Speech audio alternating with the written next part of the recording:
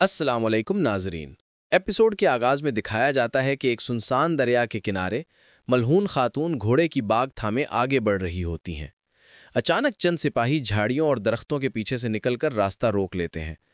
सिपाहियों का बड़ा एक उम्र रसीदा शख्स होता है। वो मलहून खातून को देखकर कहता है, खातून ठहरिए, कहाँ का सफ़र है? मलहून खातून जवाब देती हैं, किज़ल अलेमा। ये सुनते ही वो बुजुर्ग कहते हैं, खुदा की रहमत हो उन लोगों पर जो इस्लाम की तलवारों को तेज करते हैं और उन माओं पर जो सफ़र हक के लिए अपने बेटों बेटियों को दूध पिलाकर, लोरियों से सहारा देकर अल्लाह की मोहब्बत और ईमान के साथ परवान चढ़ाती हैं। मलहून खातून जवाब देती हैं, तीनों, सातों और चालीसों के हक वाले वक्त के लिए, हमेशा ईमान और रब करीम की मोहब्बत के साथ। फिर वो पूछती हैं, किज़ल अलिमा किधर है? बुजुर्ग कहते हैं, आए, और वो मलहून खातून को साथ लेकर आगे चल पड़ते हैं। कुछ ही देर बाद वो उस मकाम पर पहुंचते हैं जहां सफ़ेद दाढ़ी वाले बुजुर्ग जमा होते हैं। काए परचम के साथ दूसरे कबाइल के परचम भी लहरा रहे होते हैं। सलाम के बाद वो बुजुर्ग कहते हैं, काए की बेगम, तुर्कों की माँ, तशरीफ़ लाइए। सब बैठ जाते हैं। मजलिस के सरदार कहते हैं, अजीम उस्मान गाजी की मुअज़्ज़ज़ ज़ौजा, हम काए की हालत आपकी ज़बानी सुनना चाहते थे। हम चाहते हैं कि हमें वो माँ बताए जो वो देखती है जो हम नहीं देख पाते, और वो सुनती है जो हमारे कानों तक नहीं पहुंचता। वो मजीद कहते हैं, अर्तुगरुल और उस्मान बे ने कुफ़ार के चंगुल से कई इलाके छीनकर एक नया वतन कायम किया, लेकिन अगर उस्मान बे अपने रब के हुजूर चले जाएं तो क्या ये वतन एक मजबूत रियासत का रूप धार सकेगा? मलहून खातून जवाब देती हैं, आपको अंदेशा है कि उस्मान बे की उम्र पूरी ना हो? मैं समझ रही हूं कि आप किसके बारे में फ़िक्रमंद हैं। औरहान के लिए। बुजुर्ग कहते हैं, यूं महसूस होता है कि आपने औरहान की पुश्त थाम ली है। क्या आप नहीं जानती कि दरिया का बहाव बदल जाए तो कितनी आफतें आती हैं? मलहून खातून कहती हैं, क्या आप समझते हैं कि मैं औरहान पर इसलिए नरम हूं कि वो मेरा अपना बेटा है? मैं औलाद में सौतेले और हकीकी का फ़र्क नहीं करती। दोनों एक ही गोद में पले बड़े हैं। बुजुर्ग कहते हैं, उस्मान साहब ने अलाउद्दीन को जिम्मेदारी दी है, औरहान इससे मानने पर तैयार नहीं। क्या अलाउद्दीन कानून से नावाकिफ़ है? क्या वो बहादुर नहीं कि आप औरहान की तरफ माइल हैं? मलहून खातून जवाब देती हैं, क्या आपको लगता है कि मैं माँ होने के नाते कमज़ोरी दिखा रही हूँ और हक को नहीं देख पा रही? नहीं, मैं भी उस्मान की सोच रखती हूँ। सरदारी उसी को मिलेगी जो उसका अहल हो। सिर्फ बूढ़सा फतह करना उसके लिए काफ़ी नहीं होगा कि वो तख्त मान ले। वो तख्त पर बैठेगा।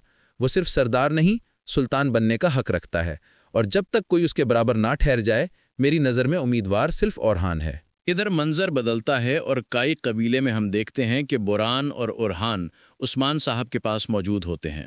अचानक उस्मान साहब की तबीयत बिगड़ती है तो ओरहान घबराकर पुकार उठता है, अलाउद्दीन, अलाउद्दीन।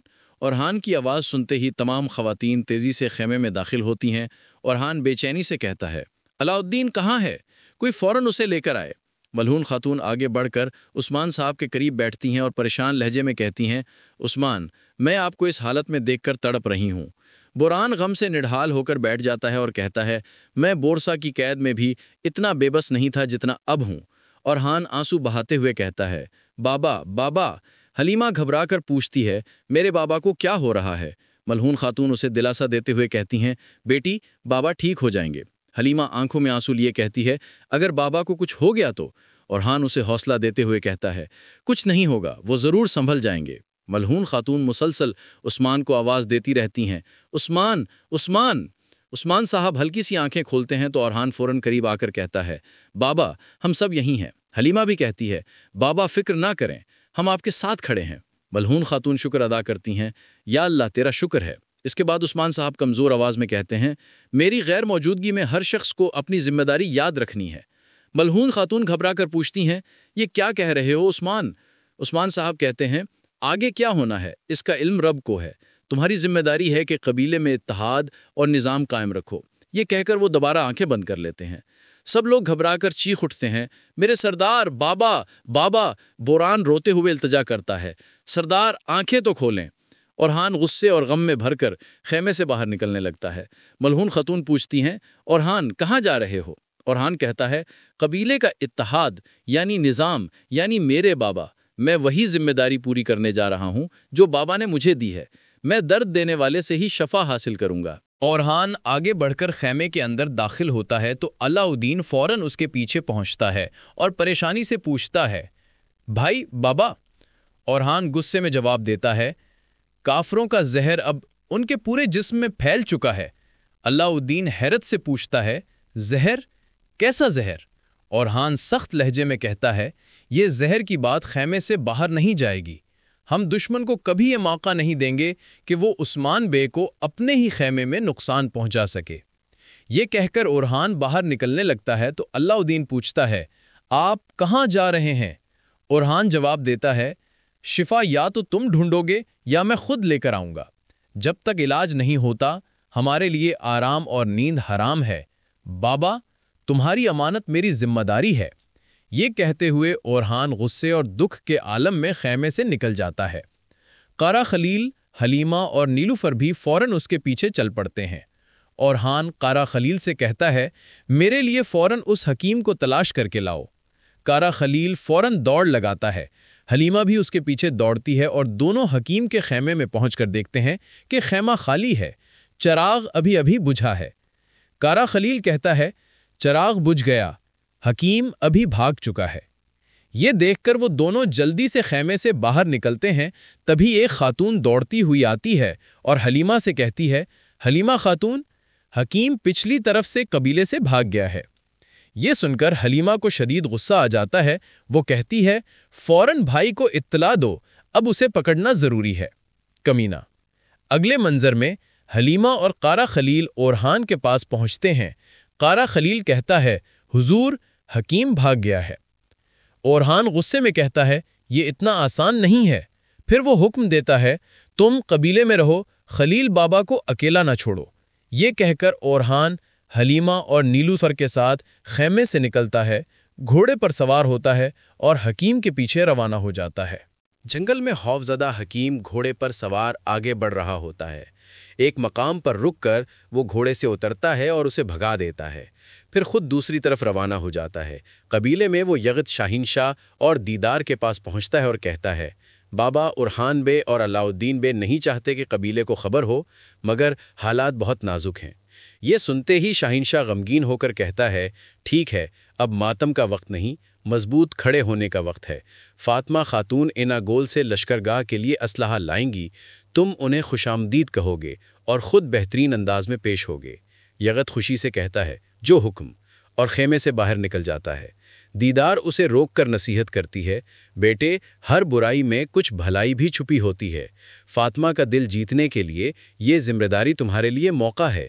وہ اپنی والدہ سے محبت کرتی ہے، تم اسے سمجھتے ہو، ساتھ رہو، اسے تسلی دو، اور حلیمہ جیسی سخت مزاج نہیں ہے، اسے اکیلا مت چھوڑنا، ٹھیک ہے؟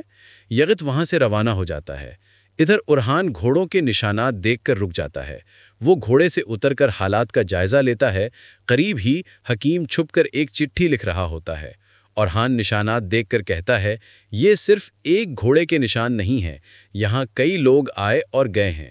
حکیم چھپایا ہوا کبوتر نکالتا ہے، چٹھی اس میں رکھ کر اڑا دیتا ہے، لیکن وہ سنگین غلطی کر بیٹھتا ہے۔ کبوتر کے پروں کی ہلکی آواز سنتے ہی اورحان فوراً اس کی جانب متوجہ ہوتا ہے اور حکیم کو دیکھ لیتا ہے۔ اسی وقت حکیم کے ساتھی وہاں پہنچ جاتے ہیں۔ ایک کہتا ہے، یہاں کیا کر رہے ہو؟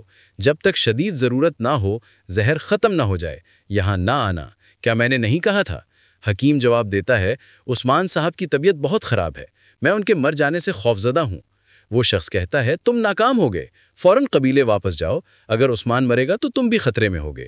حکیم کہتا ہے، میں واپس نہیں جا سکتا، وہ مجھ پر شک کرتے ہیں، مگر میرے پاس ایک اہم خبر ہے۔ اینا گول سے ایک قافلہ آ رہا ہے، اس میں اسلحہ ہے اور سرداری فاطمہ کی ہے۔ یہ سن کر تینوں شدید پریشان ہو جاتے ہیں۔ حلیمہ کہتی ہے، میری بہن۔ حکیم مزید کہتا ہے، میں نے کبوتر بھیج دیا ہے، میری وجہ سے وہ سب کچھ جان جائیں گے۔ یہ سنتے ہی وہ شخص کہتا ہے، اب تمہاری ضرورت نہیں، سپاہیوں، اسے مار دو۔ سپاہی حملہ کرنے ہی لگتے ہیں کہ حلیمہ نے پھینکا ہوا خنجر ایک سپاہی کو لگا۔ اگلے لمحے اورحان، حلیمہ اور نیلوفر دشمنوں پر ٹوٹ پڑتے ہیں اور ایک ایک کر کے سب کو ختم کر دیتے ہیں۔ حکیم بھاگتا ہے تو اورحان کے اشارے پر حلیمہ اس کے پیچھے دوڑتی ہے۔ نیلوفر بھی اورحان کے ساتھ دشمنوں کا صفایا کرتی ہے۔ اورحان چند لمحوں میں کئی دشمن ختم کر دیتا ہے۔ دشمن صفایا ہونے کے بعد حلیمہ حکیم کو پکڑ کر اورحان کے پاس لاتی ہے۔ اورحان پوچھتا ہے، اب بولو۔ حکیم کہتا ہے، انہوں نے مجھے عثمان صاحب کو زہر دینے کا حکم دیا تھا، کہا کہ انہیں بہت بیمار کر دو، مارنا نہیں تھا، صرف بیمار حالت میں چاہیے تھا، مجھے نہیں معلوم تھا کہ ایسا ہوگا، خدا کے لیے مجھے نہ ماریں۔ اورحان پوچھتا ہے، تمہیں میرے بابا کو زہر دینے کا حکم کس نے دیا اور زہر تم نے کیسے پہنچایا؟ حکیم کہتا ہے، سب ثبوت میرے بستے میں ہیں، اجازت دیں۔ اورحان اجازت دیتا ہے۔ حکیم آگے بڑھ کر دھوکے سے بستے سے خنجر نکال کر وار کرنا چاہتا ہے، مگر اورحان فوراً اس کا وار روک لیتا ہے اور خنجر اس کے گلے پر رکھ دیتا ہے۔ اچانک حکیم کے منہ سے جھاگ نکلنے لگتا ہے۔ اورحان، نیلوفر اور حلیمہ حیران رہ جاتے ہیں۔ حکیم تڑپتے تڑپتے زمین پر گر جاتا ہے۔ حلیمہ کہتی ہے، حکیم کا خنجر زہریلا تھا۔ قبیلے میں علاء الدین شاہین شاہ سے کہتا ہے، بدبخت حکیم، اس نے مرہم کے بجائے پاؤں پر زہر لگا دیا تھا۔ شاہین شاہ جواب دیتا ہے، کافر خیمے میں گھس آئے ہیں۔ اورحان بالکل درست کہہ رہا ہے، یہ زہر والا معاملہ سرداروں تک نہیں پہنچنا چاہیے۔ عثمان صاحب نے بروقت آپ کو اپنا نائب مقرر کیا ہے علاء الدین صاحب۔ انہوں نے قبیلے کو بغیر سردار کے نہیں چھوڑا اور کفار عثمان کی بیماری کا فائدہ اٹھانے سے پہلے فوراً دشمن پر حملہ کرنے کا وقت ہے۔ انہیں معلوم ہو جائے کہ اگر عثمان نہیں تو علاء الدین موجود ہے۔ اتنے میں ملہون خاتون آتی ہیں اور پوچھتی ہیں، یہ کیا جلدی ہے شاہین شاہ بے؟ عثمان صاحب تو زندہ ہیں۔ شاہین شاہ کہتا ہے، ہم سب یہی چاہتے ہیں کہ وہ سلامت رہیں ملہون خاتون، اور کئی سال تک ہمارے سردار رہیں۔ عثمان صاحب کی بھی یہی خواہش ہے کہ علاء الدین ان کے نائب ہوں، زندگی میں بھی اور موت کے بعد بھی۔ ملہون خاتون جواب دیتی ہیں، زندگی میں نائب ہوتا ہے، موت کے بعد نائب نہیں، حکمران ہوتا ہے۔ اللہ کا شکر ہے کہ وہ وقت ابھی نہیں آیا۔ علاء الدین کہتا ہے، ماں، اس بات کا ابھی وقت نہیں ہے۔ ملہون خاتون کہتی ہیں، یہ بات مجھے نہیں بلکہ انہیں کہنی چاہیے جو یہ خبریں لاتے ہیں۔ علاء الدین، پچھلے واقعات پر غور کرو، کیا کسی کا مقصد تمہیں تخت پر بٹھانا ہے یا تمہارے بھائی کو کمزور کرنا ہے؟ شاہین شاہ کہتا ہے، ملہون خاتون، اپنے بیٹے کی محبت علاء الدین کی حمایت میں دکھائیں، اس کے دل میں شک پیدا کر کے نہیں۔ ملہون خاتون غصے سے کہتی ہیں، کیا آپ کی باتیں آپ کے کان نہیں سن رہے؟ جو بھی میری اولاد کی محبت پر شک کرے گا، چاہے وہ سردار کا ساتھی ہو یا میرا بھائی، میں اسے کبھی معاف نہیں کروں گی۔ علاء الدین کہتا ہے، بس ماں بس۔ پھر شاہین شاہ سے کہتا ہے، سرداروں کو فوراً اطلاع بھیجیں، جرگہ بلایا جائے۔ شاہین شاہ جواب دیتا ہے، جرگے پر وقت ضائع کرنے کی ضرورت نہیں علاء الدین صاحب، مہر آپ کے پاس ہے، آپ کی بات ہی حکم ہے۔ علاء الدین کہتا ہے، ٹھیک ہے، میرا ہی حکم ہے کہ فوراً جرگہ بلایا جائے۔ ملہون خاتون کہتی ہیں، اورحان کا انتظار بھی کرنا چاہیے۔ علاء الدین جواب دیتا ہے، ماں، ریاست کے پاس اب اورحان کے انتظار کرنے کا وقت نہیں ہے۔ اور ناظرین، اس کے ساتھ ہی یہ قسط اختتام پذیر ہوتی ہے۔ ویڈیو پسند آئے تو لائک اور شیئر کریں۔ اگر ابھی تک سبسکرائب نہیں کیا تو سبسکرائب کے ساتھ بیل آئیکن بھی ضرور دبائیں۔ ملتے ہیں انشاءاللہ اگلی ویڈیو میں۔ اپنا اور اپنے پیاروں کا خیال رکھیں۔ اللہ حافظ۔